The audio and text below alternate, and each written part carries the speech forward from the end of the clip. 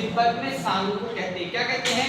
तिब्बत में सांग को कहते हैं। और यह भारत में, यहाँ पर हमने एक नाम बताया था, नामचा बारवा पर्वत, उसके पास से निकट के ये भारत में यांगयाप दर्रे से ये प्रवेश करती है। जब ये नदी भारत में आती है तब उसे हम दिहांग कहते हैं। क्या कहते हैं? दिहांग। और इसमें दिहांग में अरुणाचल प्रदेश में बहती है तो दिहांग कहते हैं। और इसमें दिबांग और लोहित नाम की नदी आकर मिलती है। कौन सी नदी? लोहित नदी। और जो लोहित नदी है बंधु, ये लोहित नदी पर भारत का, यानी कि ये ब्रह्मपुत्र ही है, तो भारत का सबसे लंबा पुल है ना, नदी पुल। वो भी कौन सा पुल? नदी पुल। कितने किलोमीटर का? 9.15 किलोमीटर का लंबा पुल, जिसको हम कहते हैं भूपेन हजारिका। भूपेन हजारिका सेतु। क्या कहते हैं? भूपेन हजारिका सेतु, जो असम और अरुणाचल प्रदेश को आपस में जोड़ता है, ढोल और साजिया को आपस में जोड़ता है। तो ब्रह्मपुत्र नदी पर एक दो भागों में बढ़ जाती है, असम में या दो भागों में बढ़ जाती है और एक द्वीप का निर्माण करती है। उस द्वीप को कहते हैं माजुली द्वीप।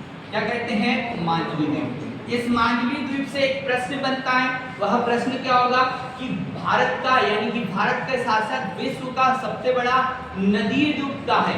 नदी द्वीप अर्थात वह नदी जो उसके आसपास से बहती है।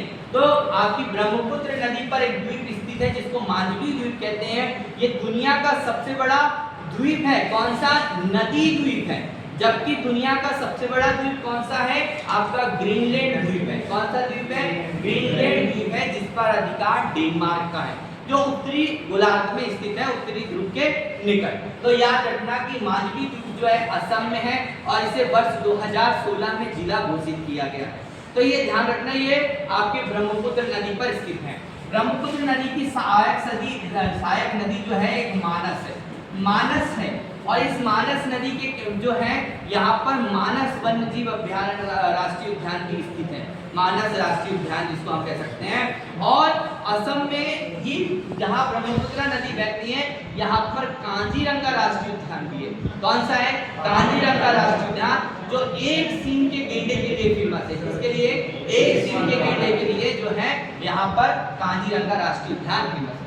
ब्रह्मपुत्र नदी जब अरुणाचल प्रदेश से असम में आती तब उसे ब्रह्मपुत्र कहते हैं, और जब यहाँ असम से बांग्लादेश में प्रवेश करती हैं तब उसे जमुना कहते हैं। और इस जमुना नदी में तीस्ता नदी आकर मिलती है। तीस्ता नदी जो मैंने आपको बताया पहले कि तीस्ता नदी जो है ये सिक्किम से निकलती है। जो राज्य है ये कौन सा राज्य है? सिक्किम राज्य से निकलती है और ये जाकर यमुना यानी जमुना में मिल जाती है। और फिर मैंने वही बताया आपको पहले भी कि पद्मा नदी और जमुना नदी आपस में मिलती है और इसमें एक मेघना नाम की नदी भी आपस में मिल जाती है और बंगाल की खाड़ी में गिरती है, तब एक डेल्टा का निर्माण करती है। उस डेल्टा को सुंदरबन डेल्टा कहा जाता है। तो ये जो यात्रा है, ये जो घाटी है, ये जो क्षेत्र है, ये ब्रह्मपुत्र नदी के आसपास का क्षेत्र है। ब्रह्मपुत्र और उसकी सहायक नदियों को मैंने यहाँ पर आपको बताया। ठीक है, तो ब्रह्मपुत्र नदी भी बहुत इंपॉर्टेंट है, जो आपके एग्जाम में क्वेश्चन पूछा जाता है। ब्रह्मपुत्र नदी यहाँ भी बाढ़ आती रहती है, बहुत ज्यादा मात्रा में इसमें बाढ़ आ जाती है। तो ये एक क्षेत्र है, असम जो क्षेत्र है वो उसका निचला हिस्सा जो है डूब जाता है। कांजीरंगा राष्ट्रीय उद्यान जो है उसके वन्य जीव जो है वो इस नदी की बाढ़ में क्या है हर साल डूब जाते हैं, जिसके कारण जीव जंतु की हानि जरूर होती है। लेकिन सरकार अनेकों प्रयास कर रहे हैं कि जैसे जैसे इस बाढ़ से निजात पाया जा सके। ठीक है, तो यहाँ पर मैंने आपको ब्रह्मपुत्र नदी के बारे में भी बताया। जो पिछली कक्षा में हमने सिंधु नदी के बारे में पढ़ा था, आज की कक्षा में हमने गंगा नदी और आज की क्या है ब्रह्मपुत्र नदी के बारे में पढ़ा।